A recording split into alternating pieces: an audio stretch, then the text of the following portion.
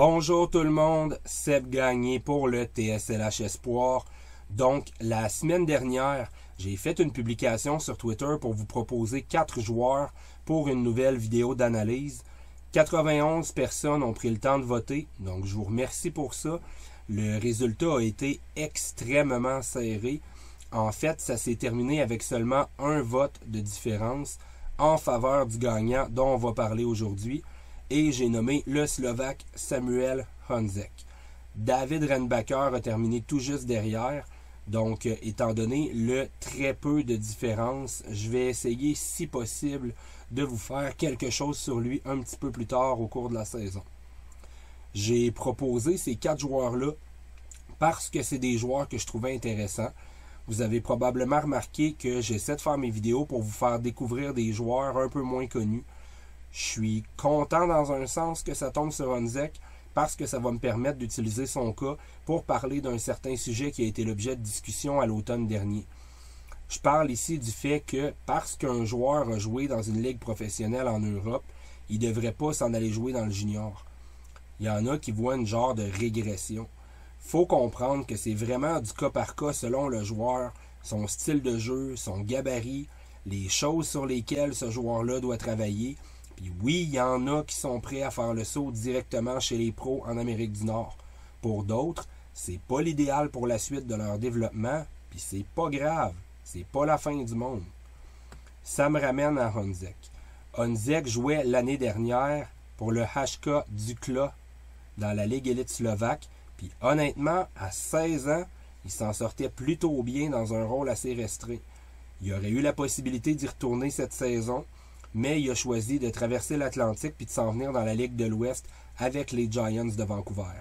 Ce qui est probablement la meilleure décision qu'il aurait pu prendre pour sa carrière, à mon avis. Les ligues pro en Europe sont pas là pour développer les jeunes, sont là pour gagner comme n'importe quelle équipe professionnelle. Il y a des jeunes de 16, 17, 18 ans qui vont y jouer parce que c'est des plus petits pays avec des bassins de joueurs qui sont plus restreints. Puis ces joueurs-là sont tout simplement assez bons pour y jouer malgré leur jeune âge. Maintenant, ça donne aussi que si un kid a un mauvais match, qui commet une erreur coûteuse, que son équipe tire de l'arrière ou peu importe, son temps de jeu va être diminué. S'il est chanceux, il va peut-être avoir un peu de temps sur une deuxième vague d'avantages numériques, mais c'est pas toujours l'idéal pour progresser malgré l'expérience que ça donne de jouer avec des hommes. Évidemment, il y a des exceptions là-dedans. Il y a des joueurs qui sont vraiment qui ont des qualités élites, qui vont avoir plus de temps de jeu, plus de responsabilités. Mais pour la majorité de ces jeunes-là, c'est ça. À Vancouver, Honzek connaît une belle courbe de progression depuis le début de la saison. Il est utilisé à toutes les sauces. Il prend confiance. Ça paraît de plus en plus sur la glace. Il est sur la première vague de l'avantage numérique. Il joue en moyenne entre 22 et 24 minutes par match. En plus de ça, avant même d'avoir été repêché, les équipes de la LNH vont avoir eu la chance de voir comment il s'en sort dans un jeu nord-américain sur une plus petite glace, comment il s'est adapté. C'est un très bon patineur pour son gabarit.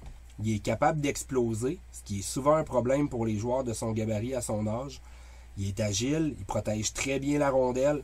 Évidemment que sa longue portée l'aide beaucoup de ce côté-là. Il va dans le trafic. Il a une bonne vision du jeu pour trouver les lignes de passe, mais c'est pas le joueur le plus créatif au monde. Il va jouer les lignes à haut pourcentage, puis c'est bien correct comme ça, il est efficace. Mais il ne faut pas vous attendre à le voir essayer des passes à travers 3 bâtons adverses puis finir dans les jeux de la semaine. C'est pas son style de jeu. Sinon, il est solide dans sa zone, il est solide dans des avantages numériques. Encore là, en partie parce qu'il a un très long bâton qu'il utilise bien, mais aussi parce qu'il se positionne de bonne façon. C'est pas un joueur qui utilise son physique à profusion pour aller au contact. Il y a une amélioration depuis le début de la saison, mais j'aimerais ça le voir en profiter plus. Il va terminer ses contacts le long des bandes, mais c'est pas un joueur qui joue très physique. Mais en même temps, c'est pas son style de jeu. C'est un gros joueur qui joue de finesse un petit peu. Son tir est pas excellent. Il doit améliorer cet aspect-là de son jeu. Il n'y a pas un tir pour déjouer les gardiens à distance la majorité du temps. Heureusement pour lui, c'est pas un problème de se tenir près du filet, puis jusqu'à date, il s'en sort bien de cette façon-là. Il a d'excellentes mains, il est bon pour rentrer en zone adverse en contrôle du disque, il a une belle patience pour laisser le jeu s'ouvrir devant lui puis attendre d'avoir quelque chose qu'il aime pour effectuer son jeu.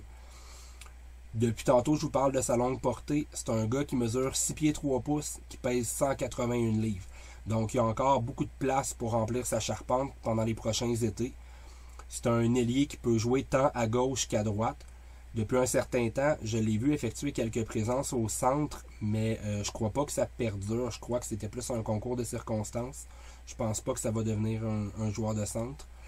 En date d'aujourd'hui, il est le 9e meilleur pointeur de la WHL avec une récolte de 39 points en 27 matchs. J'aurais pas cru ça possible au vu de la saison dernière. Je le voyais plus comme un joueur d'utilité que comme un joueur de talent capable de produire. Mais il est en train de me prouver tranquillement le contraire à Vancouver. C'est clair que jouer avec Ostapchuk l'aide à accumuler des points, mais je vous dirais que c'est pas mal complémentaire. Lui aussi rend service à Ostapchuk. Donc, j'ai hâte de le voir au championnat mondial junior dans le temps des fêtes, voir comment il va s'en sortir sans Ostapchuk à ses côtés. Pardon. Dans ma liste préliminaire, Honzek se retrouvait à la fin de mon top 32 au 31e rang. Je vais continuer évidemment à suivre sa progression. On va voir si c'est un joueur qui va remonter ou qui va sortir de ma première ronde. Mais assurément, c'est un joueur que je garde à l'œil de près. Il va porter le numéro 29 pendant nos visionnements. Donc, je vous souhaite une très belle écoute. Première séquence ici, Honzek va récupérer la rondelle dans son territoire en sortie de zone. Belle passe de l'autre côté vers Ostapchuk, puis il va foncer vers le filet pour un retour de lancer. There by Marsden Leslie. Now it comes loose, and Ty Thorpe will poke it up ahead. And starting it out is Samuel Honzek. His pass in the middle gets through Ostapchuk. He'll cut it on goal. He shoots and a save made there. Good chance. Ici, vous allez voir Honzek aller se placer devant le filet pour recevoir une passe qui ne viendra pas malheureusement. L'autre équipe va récupérer la rondelle. Il va aller faire un beau jeu pour la récupérer et la garder en zone adverse. Va la refiler à un coéquipier, puis il va refoncer au filet pour aller récupérer la rondelle puis se donner une très bonne chance de marquer. After against McCleary, they'll bump along the end ward. Ostapchuk comes in to help out, and they freeze on the puck. Ostapchuk up for Samuel Honzek. Trying to feed it to Ty Thorpe. That pass didn't quite work. Bounces back to the blue line. Held in by Ty Thorpe. Into the corner for Ostapchuk. Centering pass. Honzek on the backhand. He put it just wide. Now Ostapchuk trying to center Ici, belle récupération de rondelle. Je vous disais tantôt que c'était pas le joueur qui utilisait le plus son physique le long des bandes, mais vous allez voir qu'il est solide. Il se fait plaquer par deux joueurs ici, reste debout, continue avec la rondelle. Belle entrée de zone, une passe à son coéquipier, bon lancer. Puis malheureusement, l'autre équipe va récupérer la rondelle après puis relancer l'attaque. Mais très beau jeu de sa part. Puis comme on peut voir, là, même s'il n'est pas encore à maturité physiquement, très solide. He'll free it up, and starting it out is Hudson Darby. He'll get it up the left wing for Litkey. He'll try and advance it through the neutral zone, broken up by Honzek, and he'll muscle it into the Portland zone. Honzek for Marsden Leslie. Into the middle for Ostapchuk, can't get a shot away. Now Honzek with a puck, but he can't do it. Petite séquence ici pour vous montrer son tir de loin. Comme je vous disais en intro, c'est pas qu'il y a un mauvais lancer, mais c'est pas un gars qui risque de battre les gardiens à distance sans écran devant, là, juste avec son lancer. Jane Lipinski bumping it back to Leslie on the other side to Samuel Honzek. Wrist shot, he fanned on it, but it comes to Ostapchuk behind the net, trying to center it for Thorpe. That pass is blocked by the goaltender. Je vous ai parlé que c'était un joueur qui était très explosif pour son gabarit. Vous avez un bel exemple ici.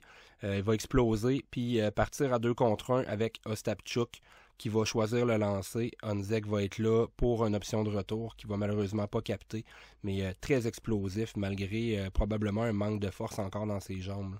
They whack at it, and it winds up at the side of the goal, and it's poked to the corner. Stefan, he lost the puck, and now starts Vancouver short-handed. Ostapchuk with Honzek. Ostapchuk shoots, saved by Giannuzzi, and the rebound came to Honzek. Je vous ai parlé qu'il était très bon dans sa zone. Ici, on a une séquence en désavantage numérique où il va très bien faire la bascule pour suivre le mouvement de la rondelle en fonction de quand la rondelle va monter et descendre dans les échanges de l'équipe adverse.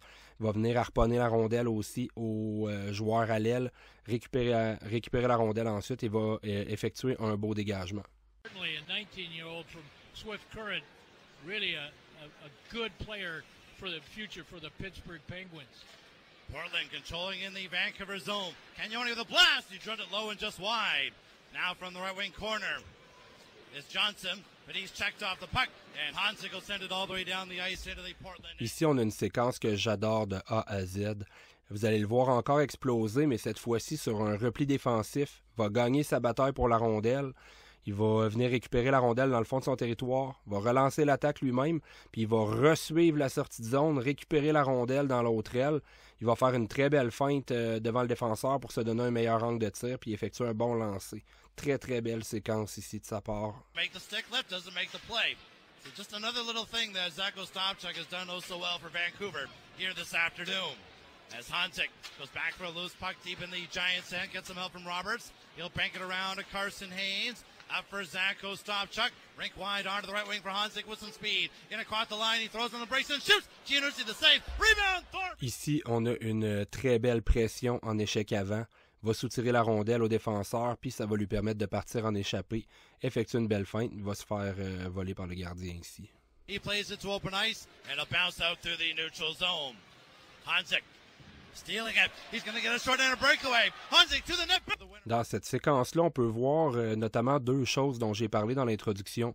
La première, c'est les entrées de zone que je disais qui rentrent en contrôle de la rondelle et qui attendent d'avoir quelque chose, qui aime d'être patient. Il attend son coéquipier pour qu'il puisse lui donner une option de passe pour faire l'entrée de zone. Ensuite, récupère la rondelle. Je disais qu'il voyait bien les lignes de passe, donc une belle ligne de passe ici entre le bâton et le corps de l'adversaire. Comme j'expliquais, rien de compliqué jamais, mais les lignes de passe, il les voit bien, puis il réussit ses passes. Il n'y a pas de jeu risqué. Donc, pour moi, c'est bien correct comme ça. Pivoting with the puck in his zone for the Portland Winterhawks.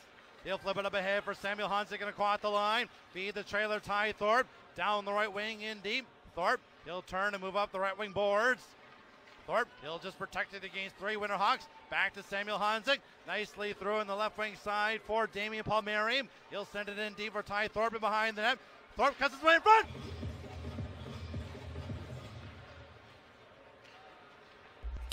Ici, un beau travail en fond de territoire. Il va récupérer la rondelle. Belle passe ici à son coéquipier devant qui va avoir une bonne chance de marquer. Puis vous allez remarquer qu'il s'en va se reposter tout de suite devant le filet pour récupérer les retours de lancer. C'est quelque chose à quoi il est vraiment efficace. Il est toujours collé sur le gardien de but. Puis il y a beaucoup de ses buts cette année qui a réussi à marquer de cette façon-là. C'est comme ça que les buts se marquent dans la Ligue nationale aussi. Donc c'est quelque chose que j'aime bien. Madison Leslie in the corner. Up the right wing boards for Samuel Hansik. Hansik cuts his way in front. Now Lipinski inside backhand. And a save made by Giannucci. What a chance there for Jaden Lipinski in tight. Je disais que c'est pas un joueur qui est excessivement créatif, mais vous allez voir qu'il est quand même capable de tirer son épingle du jeu. Là, ici, il va effectuer une vraiment belle passe à son coéquipier devant le filet sans regarder. Belle anticipation, puis vous allez voir qu'il bouge la tête aussi avant de faire sa passe. Donc, il sait très bien qu'il y a un de ses coéquipiers qui s'en vient devant le filet. Là. From Michael Dick's standpoint, you could be under all kinds of pressure, but where the puck is now, Eddie, keep it there. Circle, put it right back there. That's a good cycle. Centering for Leslie, trying to jam it at the net and a roll just wide of the goal. Encore une fois, une très belle séquence ici. Il va aller soutirer la rondelle au défenseur adverse qui essaie d'effectuer sa sortie de zone. Il va la récupérer. Belle vision du jeu de l'autre côté pour repérer son coéquipier qui va faire la passe transversale et marquer le but. He can't get past Matejchuk, and Moose Jaw will turn the other way. But it is pocket picked by Hansik. He'll try and cut to the net, and the puck's poked away to the boards. Hansik feeds it back. Thorpe centers it. Stop. Ici, on a une séquence défensive.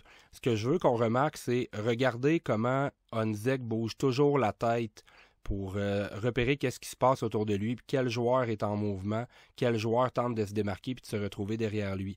J'ai montré tantôt dans une autre séquence comment il est très bon pour monter et descendre en fonction du mouvement de la rondelle. On le voit encore dans cette séquence-là. Puis ça va très bien le servir parce que la rondelle ici va se retrouver dans le fond de sa zone. Puis à la hauteur où il va jouer, c'est lui qui va être en mesure de pouvoir aller la récupérer puis effectuer le dégagement sur la séquence. Keep that puck out of the net. Off the face-off, Matejchuk will dish on the right wing side, and a wrist shot snagged by... Makes so much happen. This is a really important penalty kill. Warriors up to 13 shots on goal. And they get it right to the goal crease area, and a centering pass couldn't quite connect with Calvert at the edge of the Vancouver goal crease.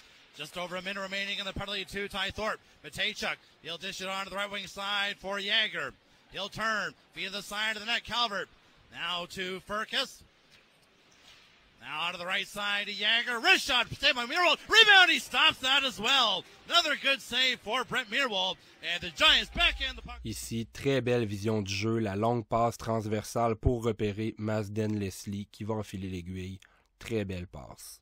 Echo Stopchuk in on the left wing. Leaving it for Samuel Honzik. Rank wide, Leslie lays it in front, score! Ici, on a une très belle séquence défensive où il repère le jeu, va venir couper la ligne de passe, puis probablement un but ou une très belle chance de marquer pour l'attaquant de Moose Jaw. Jagger will play it on the left wing for Jagger Furcus. Now down the left wing side for Komzak. Pass into the slot, and the Giants break that up. And now Lipinski sends it all the way down. Encore un autre beau repli défensif. Va récupérer la rondelle encore une fois. Va la garder. Va faire une belle feinte devant l'attaquant adverse. Puis on va voir ici, là, il est en fin de présence. Donc il va garder la rondelle jusqu'à temps qu'un coéquipier vienne la chercher pour se permettre d'aller au banc pour un changement. And Moose Jaw will chip it into the Vancouver zone. Here's Jagger trying to cut in short-handed, and Leslie stays right with him and pokes the puck away to Samuel Honzik. And Honzik will settle things down for Vancouver as the power play is in the midst of some changes.